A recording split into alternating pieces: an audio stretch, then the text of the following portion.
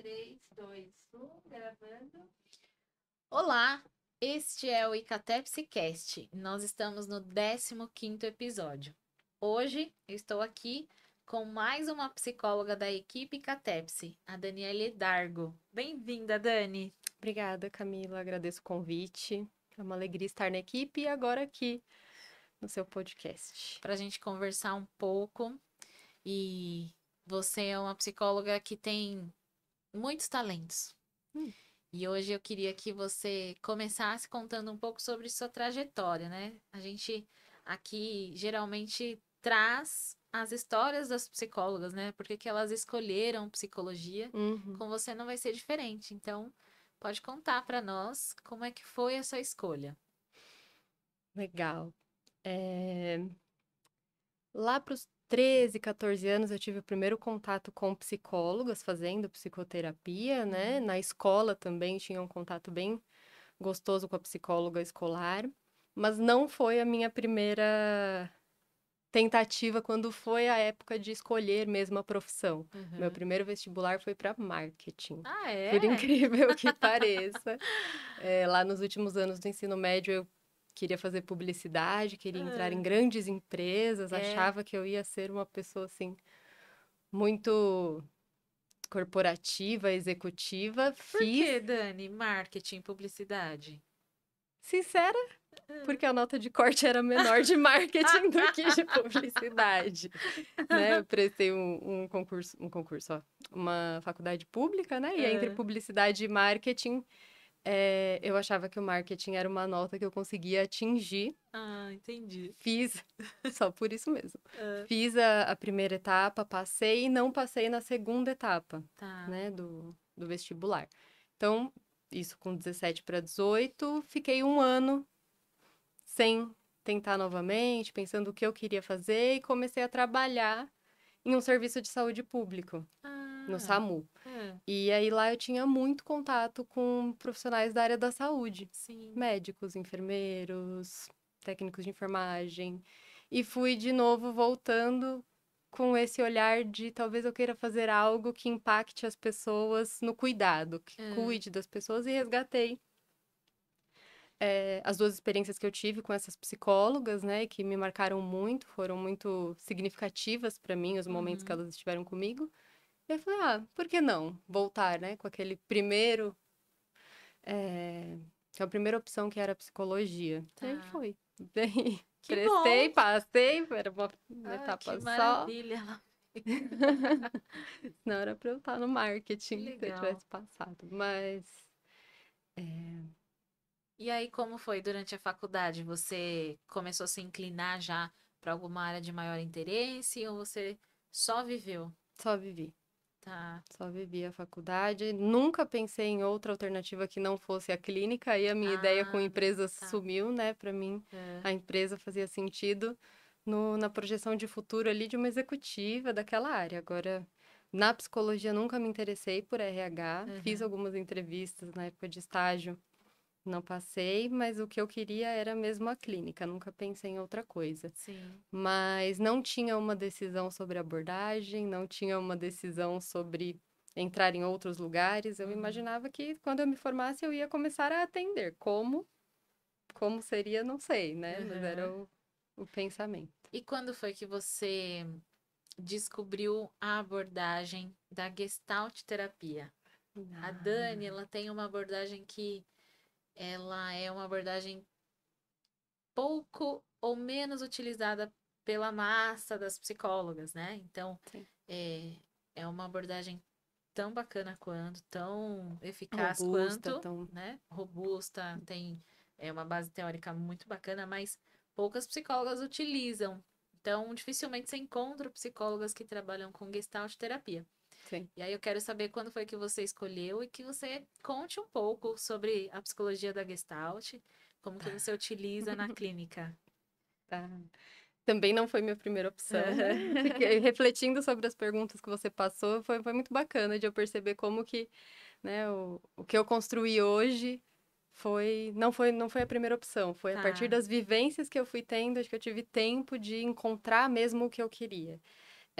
minha primeira opção era a TCC, né? Não tive contato com a Gestalt terapia na faculdade. Se tive, deve ter sido muito superficial, eu não lembro. Como a gente teve a mesma formação, eu também. Eu lembro que teve uma professora assim, a Rosalie, que talvez na sua época ela já tivesse saído. Ela passou por lá, assim, falou, olha, isso aqui existe, você tem teóricos tais, mas a gente não aprofundou. Junto com as escolas humanistas, existenciais, fenomenológicas, mas não aprofundando os conceitos, o método mesmo, né? Sim, eu lembro muito da fenomenologia, mas que na época da faculdade, acho que por maturidade também, não era uma linguagem que eu conseguia compreender muito, né? Muito filosófica, então... quando eu saí da faculdade, a psicanálise nunca foi a minha supervisão sempre foi com psicanálise na faculdade, né? Mas não conseguia me conectar muito ali com aquele modo de pensar, de enxergar na clínica também. E aí encontrei a TCC, já parecia um pouco mais próxima do que eu pensava. Até comecei a fazer uma formação em TCC, mas parei nos primeiros meses, porque aí para mim também ficou muito engessado. Tá. Na época ali, no primeiro ano de formada, 2015... 2016? 2014, desculpa. Era muito engessado. E aí, mas fiquei com a TCC, né? Atendia pelo TCC, usava como norte ali para compreender os casos, para fazer o psicodiagnóstico, mas não tava ali. Era assim como se eu tivesse que usar uma roupa que não era minha, falar uma língua que não era minha, assim, quando a gente tem que se expressar em outra língua, que parece que você precisa pensar muito para fluir. Então, eu sou muito curiosa, né? Gosto muito de pesquisar, de estudar, né? E eu gosto muito de artes também, embora eu não tenha muita história para contar, né, sobre artes, assim, mas eu sempre achei bonito arte-terapia. Então, eu fui pesquisar coisas sobre arte-terapia e aí a Gestalt-terapia aparecia, assim, muito, porque é uma abordagem muito expressiva, né? Que privilegia muito a expressão de diversas formas, não só a racional, não só pela fala, mas com todas as formas artísticas, né? Dança, corpo, enfim, música, tudo. E aí falei, olha, essa daqui não conheço. E comecei a ler e falei, nossa, essa língua eu entendo. O jeito que eles estão falando aqui é quase a mesma coisa do que fala a TCC, do que fala até a psicanálise, porque vem também, né? O Fritz Perls, que é um dos precursores da Gestalt terapia, era um psicanalista, como a maioria dos formadores de outras escolas. Mas a maneira que a Gestalt terapia fala e as pessoas da Gestalt terapia que eu conheci me trouxeram um pertencimento, um acolhimento que eu falei, nossa, neste mundo eu habito. E antes a Gestalt terapia tinha como nome, né, um primeiro nome ali falando sobre a abordagem em si, terapia do óbvio. E aí, assim, o primeiro nome que os idealizadores tinham para ela era como se fosse a terapia do óbvio, porque o foco é muito no aqui e agora e no que a pessoa está vivendo naquele momento. E a tomada de consciência disso, né? Então, é ajudar a pessoa a se tornar o mais consciente possível de como ela pensa, de como o corpo dela sente as coisas, de como ela age no mundo, como o mundo impacta ela, né? A gente chama isso de campo, que é o ambiente, a interação ambiente-pessoa. E aí fez muito sentido para mim, e aí eu comecei a conduzir os casos de uma forma que eu via que ajudava as pessoas a se perceberem também com mais facilidade. Nossa, eu tô tendo uma aula, porque não sei nada sobre Gestalt terapia. E aí, nessa fase que você começa a estudar, descobre, você já estava naquela clínica de convênio que você ficou durante bastante tempo, né? Ou não? Tava. Eu fiquei, né? Meu primeiro emprego foi num ambulatório de um convênio que era próprio, né? Ele era um convênio exclusivo dos funcionários de São Bernardo do Campo, os funcionários públicos. E lá eu atendia naquela língua que não era minha, que era TCC. Sim. Quando eu saí de lá, e aí eu fui atender em clínicas de convênios, essas que são mais convencionais, convencionais, né? Que atendem vários convênios e tudo, que eu fui atrás da Gestalt terapia. Falei, agora que eu estou aqui, né, vivendo por conta, porque já era ali um caminho mais autônomo, Sim. né? Deixa eu pensar, ter tempo de pensar, porque eu também não tive muito tempo entre a saída da faculdade e o início dos meus atendimentos. Isso, Porque você foi para ambulatório E direto, né? eu me formei no metade do ano, eu era uma turma de meio de ano, então acho que eu me formei entre maio e junho. E em agosto eu já estava no ambulatório com uma agenda de 30 pacientes por semana, Uau! que já eram atendidos por uma outra psicóloga que saiu. Então, assim, não deu tempo, né? Eu ia fazer aquilo com o que eu Sim. tinha, assim, não deu tempo para eu pensar. Quando eu fui para essas de convênio, que eu tive essa pesquisa, achei a Gestalt terapia e aí caminhei, fiz pós-graduação, me apaixonei por vários professoras É, que hoje são um pouquinho mais conhecidos, mesmo que eles não falem da Gestalt terapia, né? A Karina Fukumitsu é uma que ela não sim. fala muito Ah, não da sabia. abordagem. Eu fui fazer a pós-graduação a partir de conhecer os vídeos dela. E aí ela tem uma pós-graduação em conjunto com outras duas Gestalt terapeutas numa faculdade em São Paulo. Ah, E eu falei, vou fazer, porque essa mulher é demais. Eu me apaixonei pelo jeito aham, dela na época, sim. né? É, você tem um perfil muito parecido mesmo, assim. Pensando agora na forma dela de se comunicar, de trazer os assuntos. Eu acho uma delícia ouvir você, ouvir ela. Que bacana, Dani. É, Toda essa história, assim, é... o quanto para nós, psicólogas, é importante encontrar a nossa tribo, né? sim.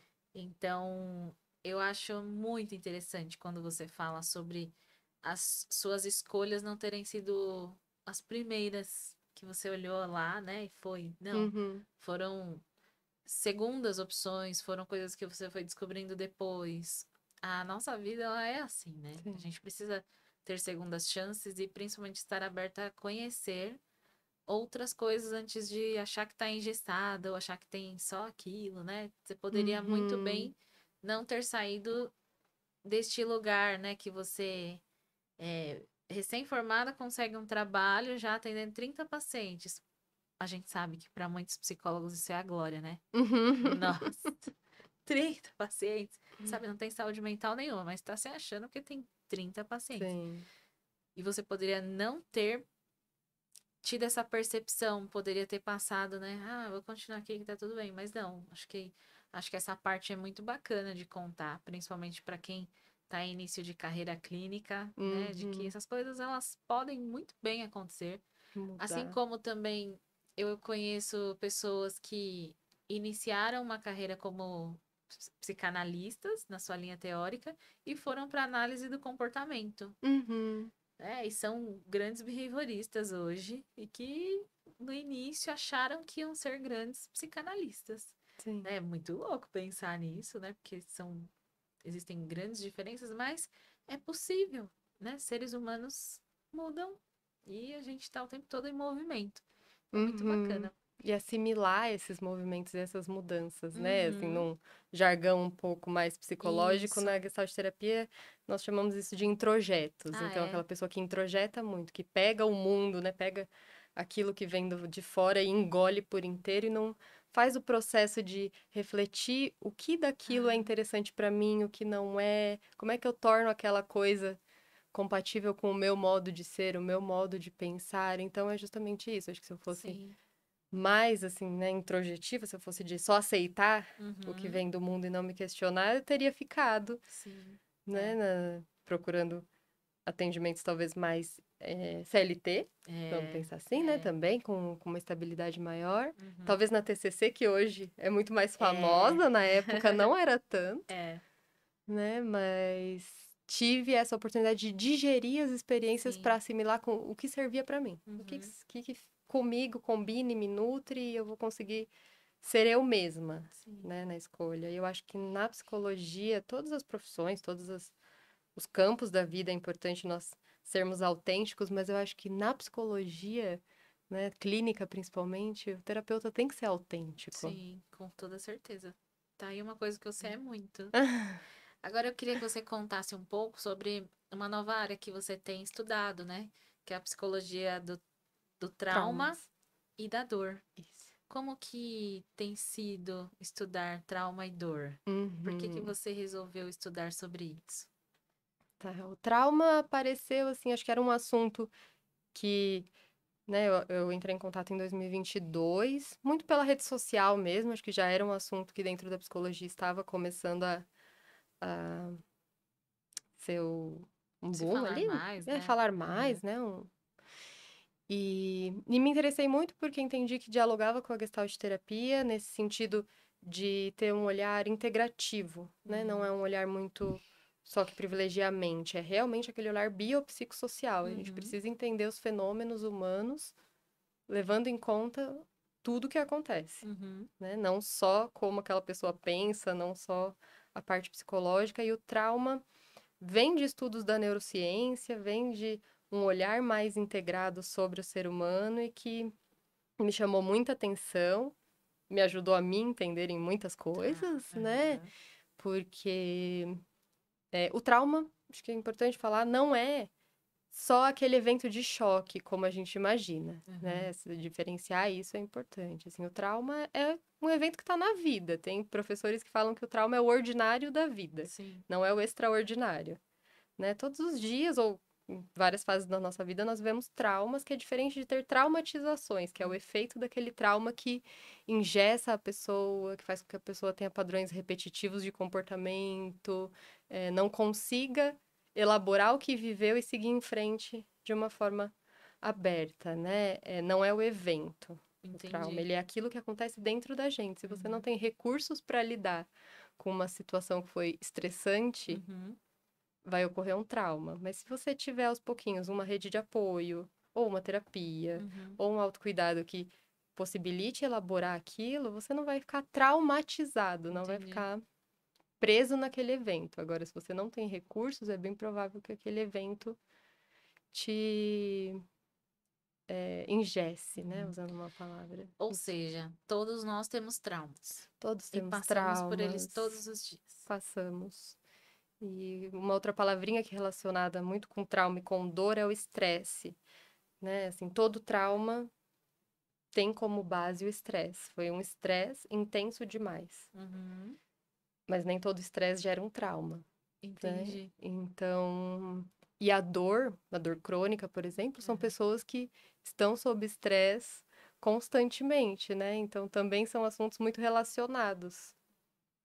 E eu acho muito mais fácil de falar sobre estresse e dor do que sobre trauma, porque pode levar, né, as pessoas a acharem, mas eu não tenho um trauma, nunca aconteceu nada muito grave. A palavra trauma e o significado que existe para a nossa sociedade está mais relacionada a uma tragédia. Traumas de choque, Isso, aos traumas de choque. Agora eu sei que são traumas de choque. Que podem ser tragédias e que não necessariamente, assim, tem um potencial maior para gerar uma traumatização, né? Vamos pensar num acidente, um assalto, mas não necessariamente uma pessoa que que foi assaltada ou que viveu um acidente de carro vai ficar traumatizado com aquilo. Isso, exatamente. Né? E aí tem um médico que chama Gabor Mate, que ele usa uma frase que é muito bonita, assim, eu acho, né?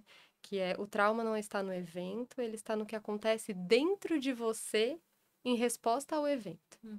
Né? Então, se você é uma pessoa que está regulada emocionalmente, talvez você consiga passar por um assalto e ter um suporte depois, ter uma família que te ampara, que te acolhe.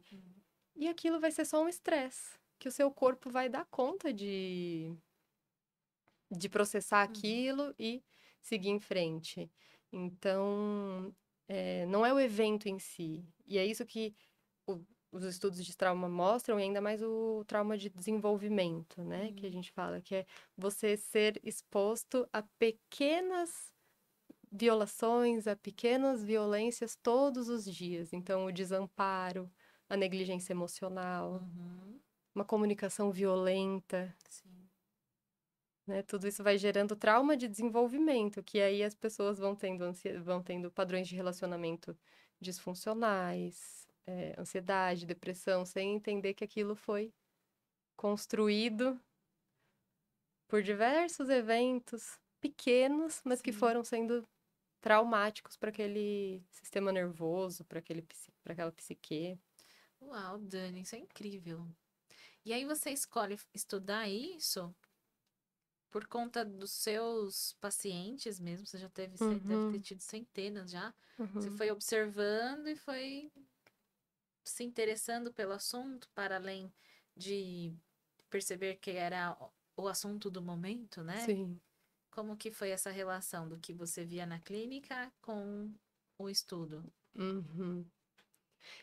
Foi, exatamente. Assim, eu acho que depois que a Gestalt terapia já me trouxe esse olhar mais amplo para os pacientes, mas com os estudos do trauma eu comecei a prestar atenção não só no discurso da pessoa, mas em como ela trazia aquele discurso. Qual era a respiração daquela pessoa no momento que ela falava? Como que estava o corpo dela?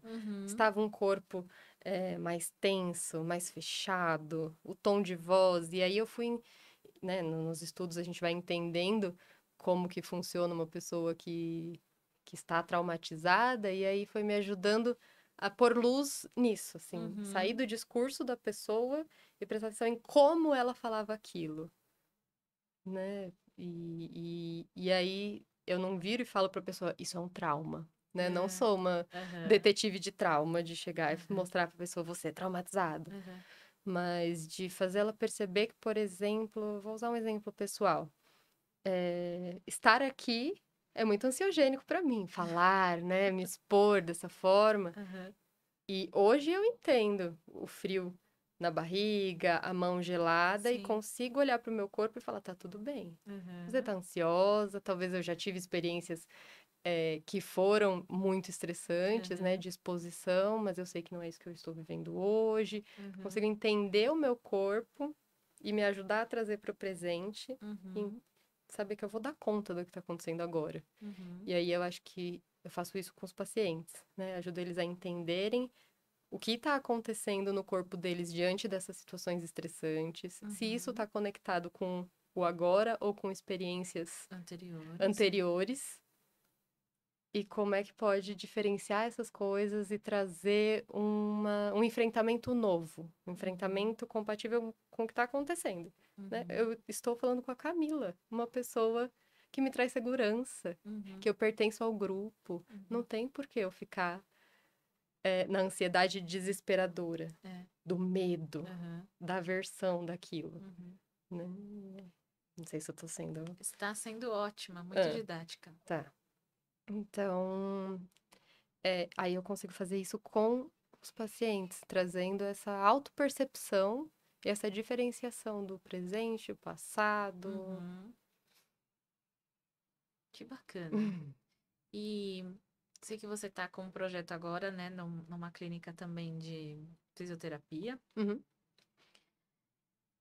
E aí eu queria que você contasse um pouco. Então, assim, você falou sobre dor crônica, né? Então, estando lá nesse ambiente, você acredita que muitas vezes as pessoas que têm dores crônicas, né, que passam por atendimentos fisioterapêuticos, dentre outras especialidades, elas têm também uma raiz psicológica da dor?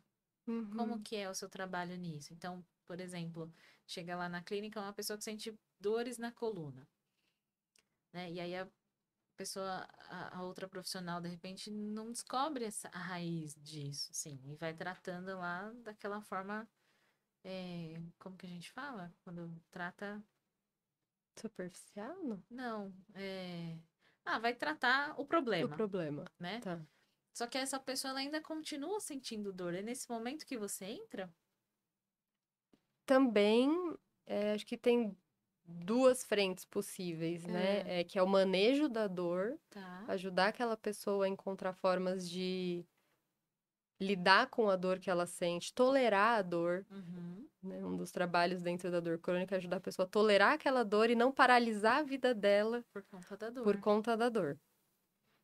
É a primeira coisa, porque senão aí vai trazendo mais estresse, mais isolamento, mais problemas. Então, mas aí o que eu quero saber é assim, aí neste momento, a profissional que não é a psicóloga, ela ela verbaliza para esse paciente, olha, eu acho que você poderia passar na psicóloga. Vai ali, que acredito que ela também possa te ajudar. Porque quando a gente tem uma dor crônica, a última profissional que a gente pensa é na psicóloga, né? Sim. Aí depois, se eu tenho um bom profissional me acompanhando, né? Como uma boa fisioterapeuta, ela identifica isso, né? É assim que acontece o trabalho? Como que É esse assim que nós manejo? estamos projetando que aconteça o trabalho lá, tá. né? Porque eu entrei Uhum. faz pouco tempo, então, e fazer um trabalho mais integrado com elas. Uhum. Nós começamos esse ano a fazer os projetos, mas é justamente dessa maneira, é para que Tá. o paciente possa receber um tratamento integral, porque a Uhum. dor, se ela não tem uma origem psicológica, né, ela vai causar um impacto psicológico na pessoa.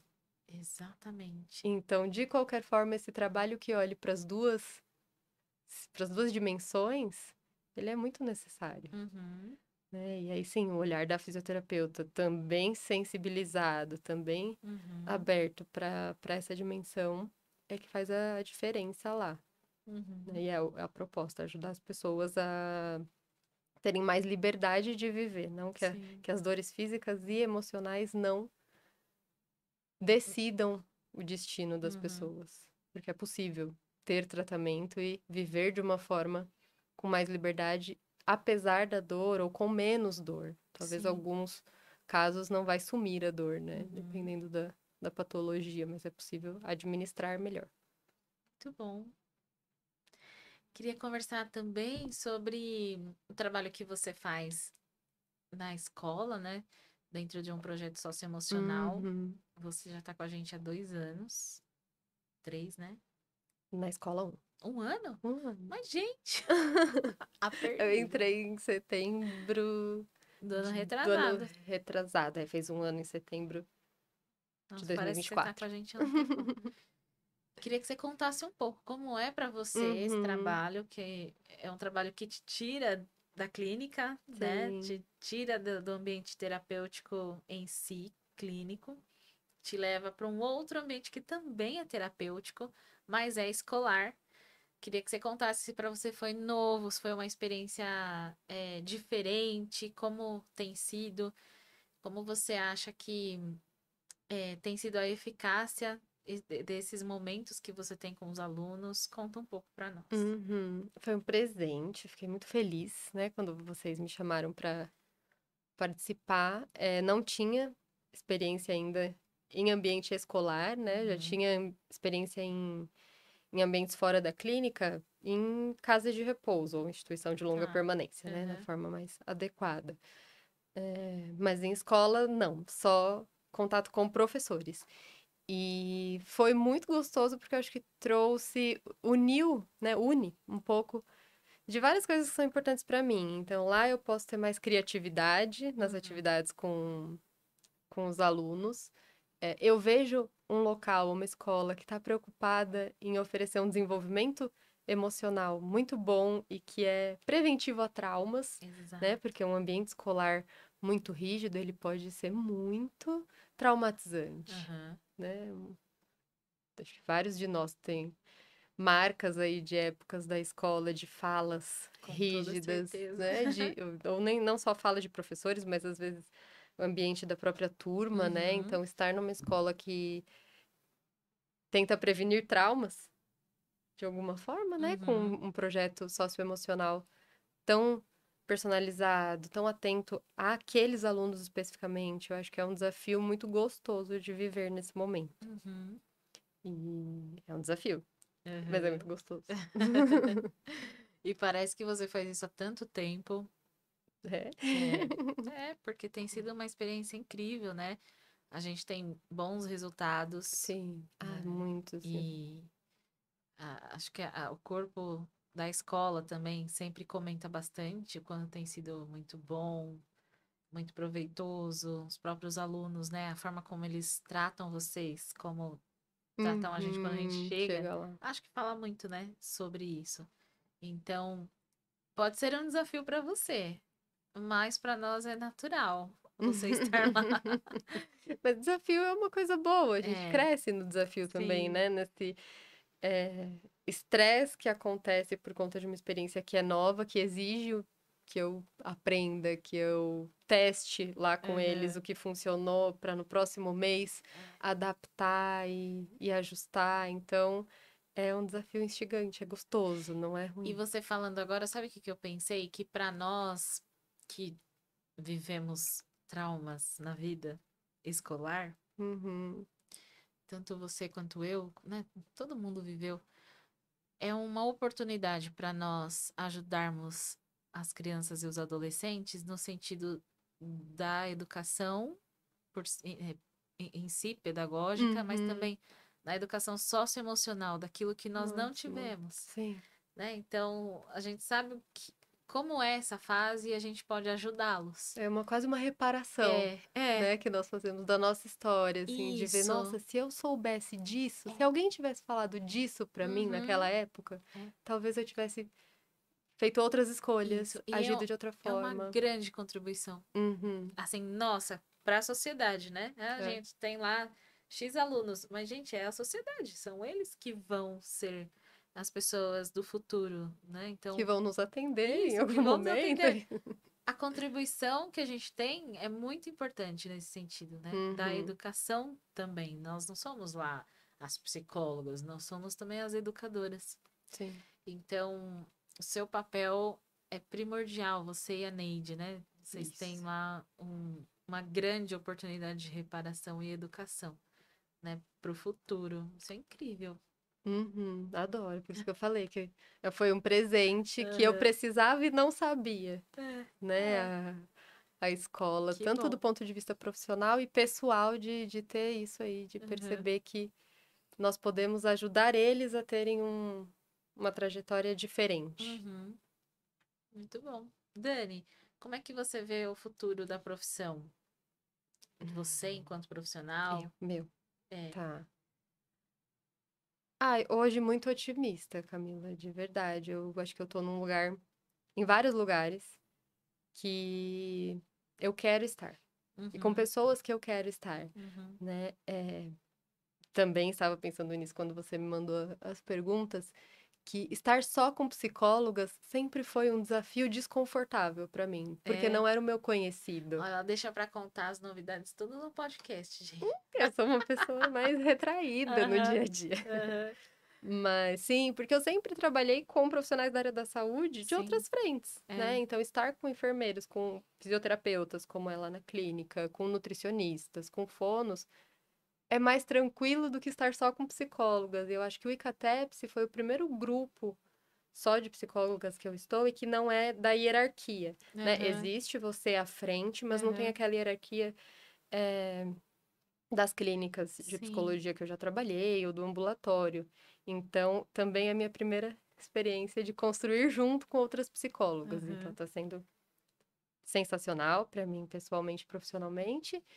E na clínica com as fisioterapeutas é estar nesse lugar que já é um tanto conhecido para mim, é onde eu Aham. exploro esses assuntos, né, de dor crônica, de Sim. estresse, que são também muito valiosos para mim. Então, acho que Uhum. todos os lugares que eu estou, eu vejo que tem a ver comigo.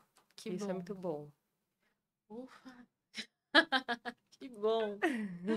Que bom. Prazer ter você na nossa equipe. É, agora entendo melhor quando você tem os acessos criativos, Hum, que você já quis fazer marketing, publicidade. Por mais que talvez não tivesse muito sentido, hoje faz muito sentido. de outra Você forma, utiliza de outras formas, é muito bacana isso. Ou seja, isso corrobora com o que eu falei no início, que você é uma psicóloga muito talentosa, né? Uhum. Mesmo dizendo que é retraída, né? Mas no seu tempo e com muita autenticidade, você vai fazendo, né? E acontecendo algumas coisas. Assim como muitas pessoas que a gente conhece, ou de repente alguém que está ouvindo a gente, também tem características parecidas, né? E a Uhum. gente precisa exaltar essa parte quando a gente fala é, de ser uma pessoa retraída, porém muito criativa, Sim. né? Que tem pautado na sua profissão um caminho. Então, é muito bacana conversar com você. E aprendi demais hoje Hum. sobre Gestalt terapia, sobre trauma e dor. não tinha conhecimento dessa nomenclatura, né, sobre trauma. Gostei bastante, Dani, do nosso papo. Então, quero que você deixe um recado, se você quiser, para profissionais que estão chegando agora para a área clínica, que você falaria como uma orientação, um conselho, se você quiser. E obrigada pela sua disponibilidade hoje. Eu que agradeço a oportunidade e acho que um conselho trazendo, né, o que eu falei da minha trajetória, de não se prender às primeiras opções. Se você se encontrar naquilo que foi a primeira experiência que você teve, ótimo. Mas se não, se permita explorar outros tipos de pensamento, explorar outros lugares, né? Não ficar preso em uma ideia de como deve ser o seu futuro profissional, porque a psicologia é muito ampla e é possível conhecer muitas coisas até encontrar mesmo o seu lugar, que é onde você vai oferecer o melhor. Quanto mais autêntico, melhor é a nossa entrega, né? Acho que é isso. Muito bom. Muito obrigada. Esse foi o nosso 15º episódio e o Icateps está disponível para oferecer a você serviços na clínica e também para sua empresa. Fique conosco, vamos caminhar juntos e continuar fortalecendo coletivos. Tchau, tchau.